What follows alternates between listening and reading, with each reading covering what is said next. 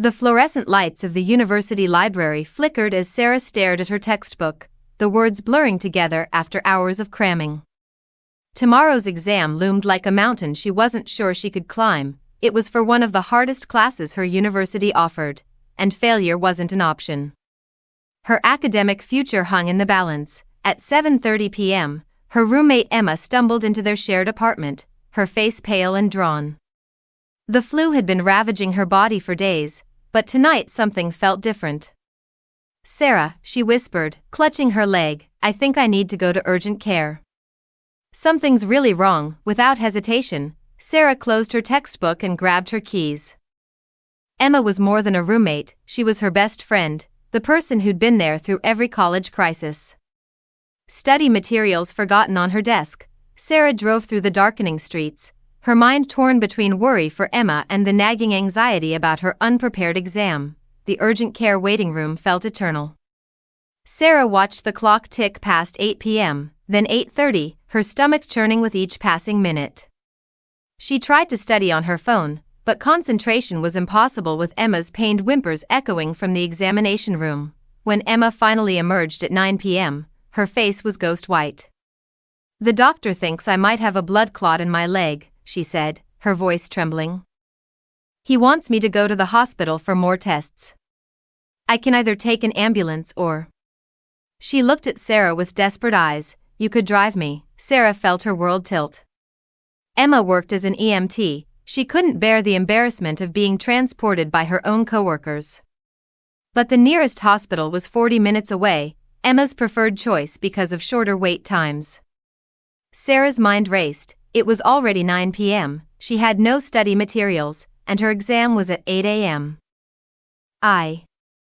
Emma, I really need to study tonight," Sarah said hesitantly, immediately hating how the words sounded. Emma's eyes filled with tears, a mixture of pain and betrayal flashing across her face. "Please," Emma whispered. "I'm scared." The drive to the distant hospital felt like a funeral procession.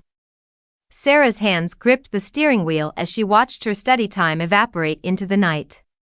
Emma sat silent beside her, radiating hurt that seemed to fill the car like poison gas. They didn't get home until 11:30 p.m.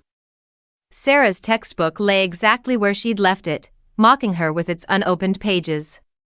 She managed 2 hours of frantic cramming before exhaustion forced her to sleep. The next morning, staring at the exam questions, Sarah felt her mind go blank. The formulas she'd planned to memorize, the concepts she'd meant to review, all lost to a night of hospital waiting rooms and fluorescent lighting. The failure stung, but she couldn't blame Emma entirely. Her own procrastination had played a role too. Days passed in uncomfortable silence. Their once warm apartment became a minefield of avoided eye contact and whispered conversations between Emma and their other roommates. Sarah felt like a ghost haunting her own home. Then came the phone call that shattered what remained of their friendship. "You cared more about your stupid exam than my life," Emma's voice crackled through the phone, sharp with accusation. "I could have died, and all you could think about was studying." "That's not fair," Sarah replied, her voice rising despite her efforts to stay calm. "I dropped everything to help you. I spent 4 hours at hospitals when I should have been studying. I prioritized you even when it hurt my chances." "You hesitated," Emma cut her off. "You actually considered leaving me when I needed you most. What kind of friend does that?" The argument exploded from there, years of unspoken resentment spilling out like blood from a wound. Sarah found herself yelling, frustration and hurt pouring out in waves. When the call ended, the silence felt permanent. Now Sarah sits in her room, surrounded by the cold shoulders of roommates who've chosen sides.